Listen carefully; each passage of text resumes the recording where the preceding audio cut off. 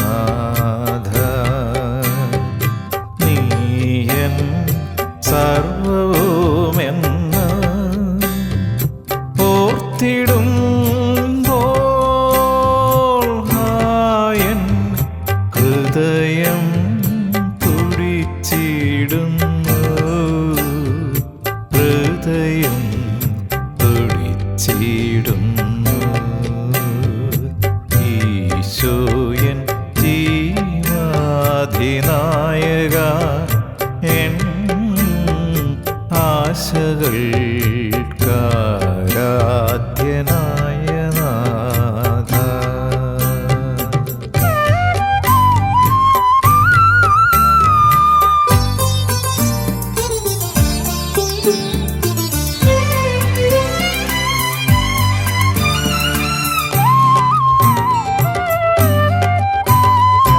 യേശു തന്നെയാണെൻ്റെ ജീവശക്തി, നീയല്ലാതെ അസ്തിത്വമില്ല എന്നിൽ.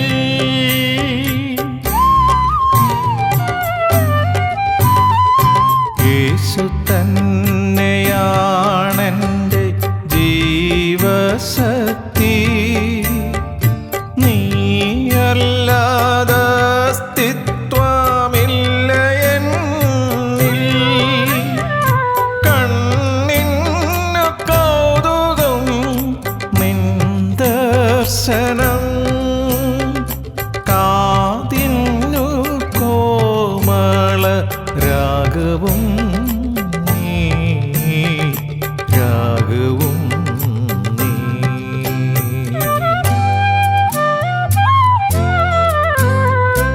ഈശോയൻ ജീവാധിനായക, എൻ ആശകൾക്കാരാധ്യനായ നാഥ. Praise the lord. ദൈവത്തിൻ്റെ അതിപരിശുനാമം മഹത്വപ്പെടുമാറാകട്ടെ. അനുദിന വചനം, let's put our worries in the hands of God. വ്യാകുലതകൾ ദൈവകരങ്ങളിൽ കൊടുക്കാം. ഞങ്ങളെ പാറയും വീണ്ടെടുപ്പാറുമേ കർത്താവേ, ഞങ്ങളെ അധരത്തിലെ ഓരോ വാക്കുകളും ഹൃദയത്തിലെ ധ്യാനവും തിരുസന്നിധിയിൽ പ്രസാദകരമായിരിക്കുവാൻ ആത്മാവാൻ ദൈവമേ ഞങ്ങളെ സഹായിക്കണം, പഠിപ്പിക്കണം. ആമേൻ. വിശുദ്ധ മത്തായി എഴുതിയ സുവിശേഷം 14-ാം അധ്യായം 27-ാം വാക്യം. യേശു അവരോട്, ധൈര്യപ്പെടുവിൻ, ഞാനാകുന്നു, പേടിക്കേണ്ട എന്ന് പറഞ്ഞു. Jesus spoke to them, saying, Be of good cheer, it's I, be not afraid. സഹോദരങ്ങളെ, ഒരു വ്യക്തിക്ക് വ്യാകുലപ്പെട്ടിരിക്കുവാനും സന്തോഷത്തോടെ ഇരിക്കുവാനും സ്വാതന്ത്ര്യമുണ്ട്, ഇല്ലയോ? തീർച്ചയായിട്ടും. വ്യാകുലതകളും ഉത്കണ്ഠകളും ജീവിതത്തെ ദുരിതപ്പെടുത്തും. ഈ സമയങ്ങളിൽ നാം ദൈവത്തിൻ്റെ വാഗ്ദാനങ്ങളെ വേണം ഓർക്കേണ്ടത്. ജീവിതത്തിൽ സകലവിധ വ്യാകുലതകളും കൊണ്ടുവരുന്നത് ദുരാത്മശക്തിയാണ്, സാത്താനാണ്. സാത്താൻ്റെ ആക്രമണങ്ങൾക്ക് നിന്നുകൊടുക്കേണ്ടവരല്ല നാം എന്ന് മറന്നു പോകരുത്. സർവജനത്തിനും ഉണ്ടാകുവാനുള്ള മഹാസന്തോഷം എന്ന സ്വർഗീയ ദൂത് ലോകം കേട്ടുകൊണ്ടാണ് രക്ഷകൻ ഭൂമിയിൽ അവതരിച്ചത്. പാപത്തിൻ്റെ അടിമത്തത്തിൽ നിരാശയിലും ദുഃഖത്തിലും കഴിഞ്ഞ മാനവകുലത്തിന് കാൽവരിയിലെ യാഗം വഴി പൂർണ്ണ രക്ഷയും സന്തോഷവും ലഭിച്ചു. എന്നാൽ മനുഷ്യരുമായി ആത്മീയ യുദ്ധം ചെയ്ത് ഈ സന്തോഷത്തെ സാത്താൻ മോഷ്ടിച്ചു കളയുന്നു. അറുക്കുവാനും മുടിക്കാനും നമ്മുടെ സന്തോഷം മോഷ്ടിക്കാനുമാണ് സാത്താൻ വരുന്നത്. അവൻ പ്രശ്നങ്ങളെയും ആകുലതകളെയും വലുതാക്കി കാണിക്കും. വിശ്വാസത്തെ ചെറുതാക്കും. അവൻ വിശ്വാസത്തെ ക്ഷീണിപ്പിക്കും. ജീവിതത്തിലെ സാഹചര്യങ്ങൾ എന്തുമാകട്ടെ, വിശ്വാസത്തിൽ ക്ഷീണിച്ചു പോകരുത്. ഒരിക്കലും ക്ഷീണിച്ചു പോകരുത്. അബ്രഹാം സാറ ദമ്പതികൾക്ക് ദൈവത്തിൻ്റെ വാഗ്ദത്തം ലഭിക്കുവാൻ അനുകൂലമായ സാഹചര്യമായിരുന്നില്ല എന്ന് നമുക്കറിയാം. എന്നാൽ പ്രതികൂല സാഹചര്യങ്ങളെ അബ്രഹാം നോക്കിയില്ലേ? താൻ വയസ്സനാണെന്നും സാറായുടെ ഗർഭപാത്രം നിശ്ചലമാണെന്നും എബ്രാഹം ചിന്തിച്ചതേയില്ല. റോമാലേഖനത്തിൽ 4-ാം അധ്യായത്തിൻ്റെ 18-ാമത്തെ വാക്യത്തിൽ ദൈവത്തിൻ്റെ വചനം എന്താ പറയുന്നത് നമുക്ക് ശ്രദ്ധിക്കാം. നിന്റെ സന്തതി ഈ വണ്ണമാകും, എന്ന് അരുളി ചെയ്തിരിക്കുന്നത് പോലെ താൻ ബഹുജാതികൾക്ക് പിതാവാകും എന്ന് അവൻ ആശയ്ക്ക് വിരോധമായ ആശയോടെ വിശ്വസിച്ചു. ആമേൻ. താൻ വിശ്വസിക്കുന്നത് ദൈവത്തിന് അസാധ്യമായ കാര്യമെന്ന് അബ്രഹാം ഒരിക്കലും കരുതിയില്ലേ. പകരം ദൈവത്തിന്റെ വാഗ്ദത്തം മുറുകെ പിടിച്ച് കാത്തിരുന്നു. ജീവിതത്തിലെ ഏത് പ്രശ്നങ്ങളിലും ദൈവം നമ്മെ കൈവിടുകയില്ല, ഉപേക്ഷിക്കുകയുമില്ല എന്ന വാഗ്ദത്തം മുറുകെ പിടിക്കണം. എബ്രായലേഖനം 12-ാം അധ്യായത്തിന്റെ 6-ാം തിരുവചനം നമുക്കൊന്ന് ശ്രദ്ധിക്കാം. എന്നാൽ വിശ്വാസം കൂടാതെ ദൈവത്തെ പ്രസാദിപ്പാൻ കഴിയുന്നതല്ല. ദൈവത്തിന്റെ അടുക്കൽ വരുന്നവൻ ദൈവം ഉണ്ട് എന്നും തന്നെ അന്വേഷിക്കുന്നവർക്ക് പ്രതിഫലം കൊടുക്കുന്നു എന്നും വിശ്വസിക്കേണ്ടതല്ലോ. ദൈവം ആകാശത്ത് ഉണ്ട് എന്നുള്ള വിശ്വാസമല്ല വേണ്ടത്. നാം ഇരിക്കുമ്പോഴും നടക്കുമ്പോഴും കിടക്കുമ്പോഴും ദൈവം കൂടെയുണ്ട് എന്നാണ് നാം വിശ്വസിക്കേണ്ടത്. ഏത് പ്രതിസന്ധിയിലും ഉറക്കെ പറയുക, ദൈവം എൻ്റെ കൂടെ ഉണ്ട് എന്ന്. ഒന്നുകൂടെ റിപ്പീറ്റ് ചെയ്യാം, ദൈവം എൻ്റെ കൂടെ ഉണ്ട് എന്ന്. ആമേൻ. സഹോദരങ്ങളെ, ഒന്നിനെക്കുറിച്ചും ജീവിതത്തിൽ ഭയപ്പെടേണ്ട. യുദ്ധ സാഹചര്യങ്ങളാണ് ചുറ്റുമെങ്കിലും എൻ്റെ ദൈവം അറിയാതെ ഈ ഭൂമിയിൽ ഒന്നും സംഭവിക്കില്ല. കാരണം ദൈവം എപ്പോഴും നമ്മോട് കൂടെയുണ്ട്. ഞാനാകുന്നവൻ ഞാനാകുന്നു എന്ന് ദൈവം നമ്മോട് എപ്പോഴും പറയുന്നു. നമ്മുടെ സമയമല്ല ദൈവത്തിൻ്റെ സമയം. ദൈവത്തിന് എല്ലാറ്റിനും ഒരു തക്ക സമയമുണ്ട്. ആമേൻ. ദൈവത്തിൻ്റെ കരുത്തിന് കീഴിൽ താന്നിരിക്കും, അവിടുന്ന് തക്ക സമയത്ത് നമ്മളെ ഉയർത്തുമെന്നാണ് വചനം. ദൈവം ഒരിക്കലും മൗനമായിരിക്കുകയില്ല, എപ്പോഴും പ്രവർത്തിച്ചുകൊണ്ടാണ് ഇരിക്കുന്നത്. ദൈവത്തിൻ്റെ നീണ്ട മൗനം പോലും നമുക്ക് വേണ്ടിയുള്ള കരുതൽ മാത്രമാണ്, അല്ലേ? അത് സ്വന്തം സാക്ഷ്യമല്ലേ? ജീവിതത്തിൽ അപ്രകാരം ഒരു കരുതുന്ന കരം കൂടെയുള്ളത് കൊണ്ടല്ലേ ഈ സമയം വരെ നടന്ന് ഈ പ്രഭാതം കാണാൻ കഴിഞ്ഞത്. തക്ക സമയത്ത് ദൈവഹിത പ്രകാരം നമുക്ക് ഉത്തരം ലഭിക്കും. അവിടുത്തെ കരത്തിന് കീഴിൽ താന്നിരിക്കുവാൻ തക്ക സമയത്ത് അവൻ ഉത്തരം തരും. വാതിൽ തുറക്കും, കടബാധ്യത മാറും, രോഗസൗഖ്യം വന്നിരിക്കും. യേശുവിന്റെ നാമത്തിൽ അങ്ങനെ സംഭവിക്കട്ടെ. ഇസ്രായേൽ മിസ്രയീം അടിമത്വത്തിൽ വസിച്ചപ്പോൾ അവരുടെ നിലവിളി ദൈവം കേട്ടു. തക്ക സമയത്ത് ദൈവം ഇസ്രായേലിന് വേണ്ടി പ്രവർത്തിക്കുവാൻ മോശയെ കണ്ടെത്തി. നമുക്ക് പുറപ്പാടിന്റെ പുസ്തകം ഒന്ന് പരിശോധിക്കാം. 3-ാം അധ്യായം 11-12 വാക്യം. മോശ ദൈവത്തോട് അഹറോന്റെ അടുക്കൽ പോകുവാനും ഇസ്രായേൽ മക്കളെയും ഇസ്രായേലിൽ നിന്ന് പുറപ്പെടുവിക്കുവാനും ഞാൻ എന്തുമാത്രമേ ഉള്ളൂ എന്ന് പറഞ്ഞു. അതിന് ദൈവം, ഞാൻ നിന്നോട് കൂടെ ഇരിക്കും. Yes, the presence of the Lord will go with you wherever you go. ഏത് പ്രതിസന്ധികളിലും ദൈവം കൂടെ ഇരിക്കും എന്നതാണ് ദൈവ വാഗ്ദത്തം.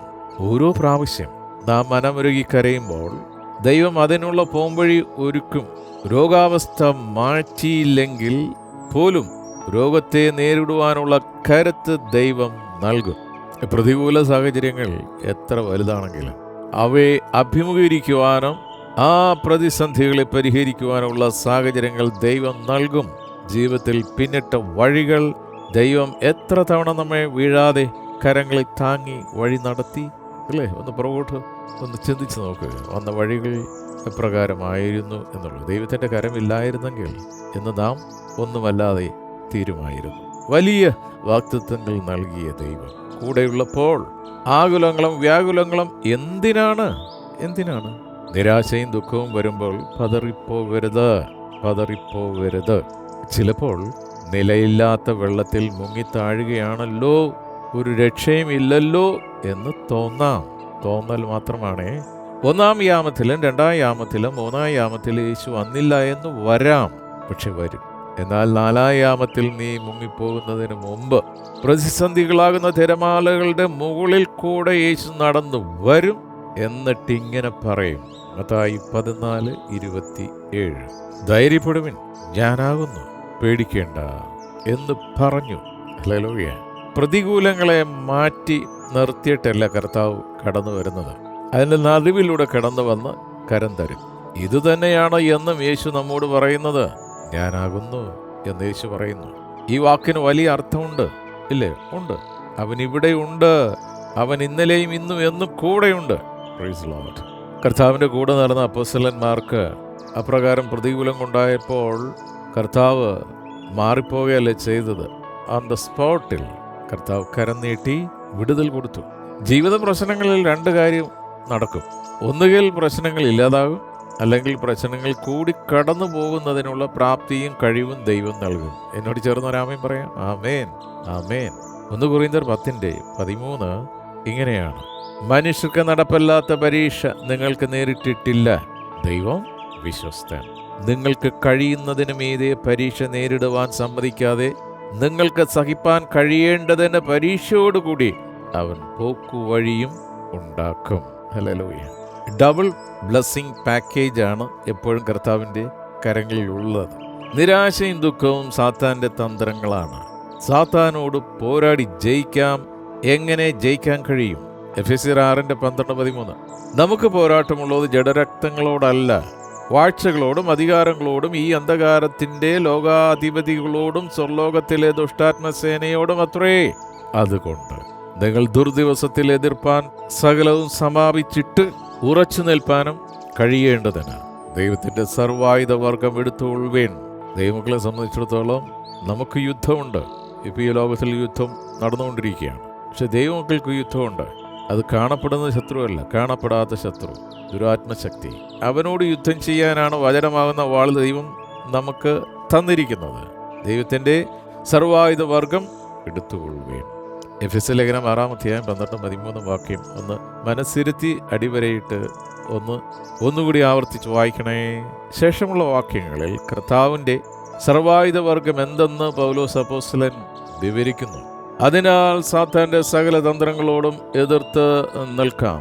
സകല വ്യാകുലങ്ങളെയും ആകുലതകളെയും ദൈവത്തിൻ്റെ കരങ്ങളിൽ ഏൽപ്പിക്കാം.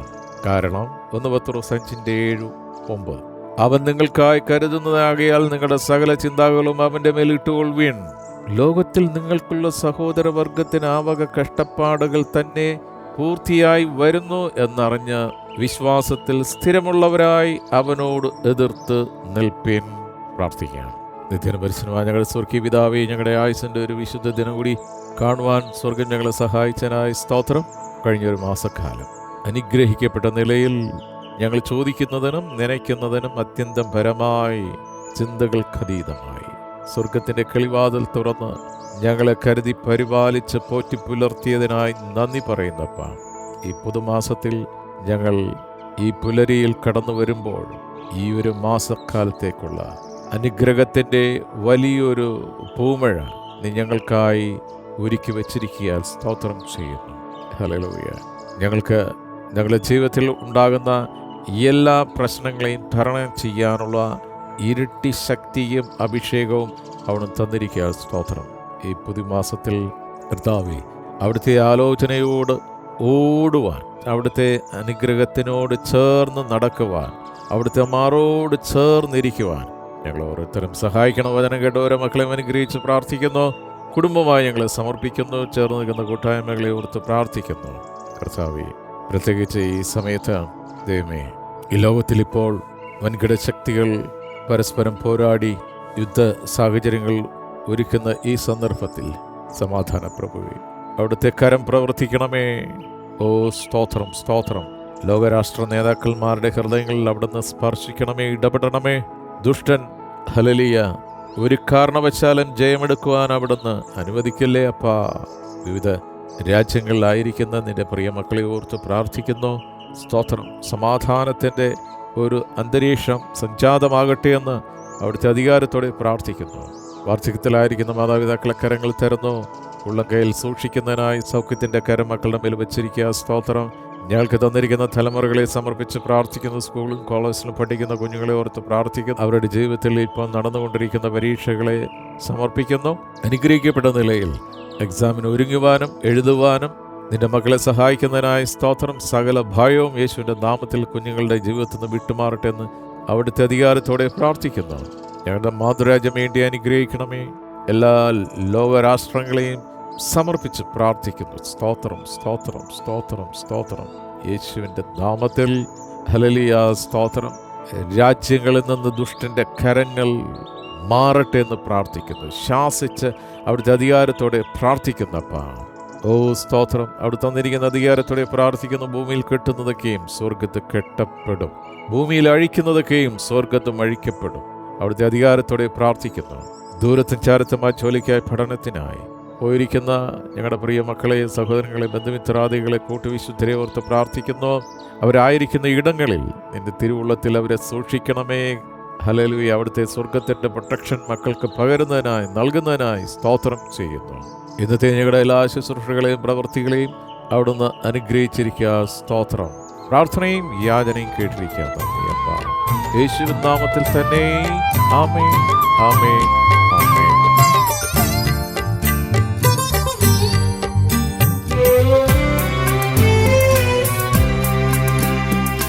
നാവിന്നു നൽകൂ പുതുമത്തൂരും നാഥ നീയല്ലാതെ വേറെയില്ല.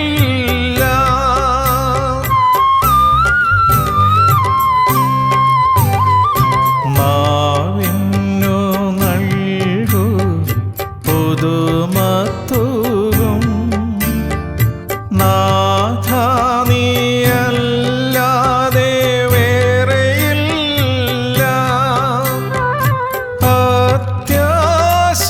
അത്യാശയോടെൻ്റെ ബുദ്ധി തേടും സത്യവുമായതിൻ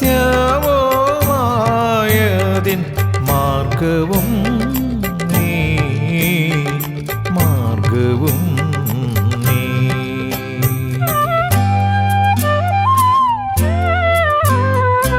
ഈശോയൻ ജീവാധിനായക എൻ